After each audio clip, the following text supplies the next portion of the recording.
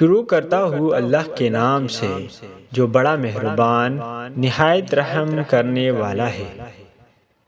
حضور نبی کریم صلی اللہ تعالی علیہ وآلہ وسلم نے ارشاد فرمایا، بے شک اللہ عز و جل بروز قیامت فرمائے گا، کہا ہے میرے جلال کی وجہ سے آپس میں محبت رکھنے والے، آج میں انہیں اپنے عرش کے سائے میں رکھوں گا کہ آج میرے عرش کے سائے کے علاوہ کوئی سایہ نہیں ہے۔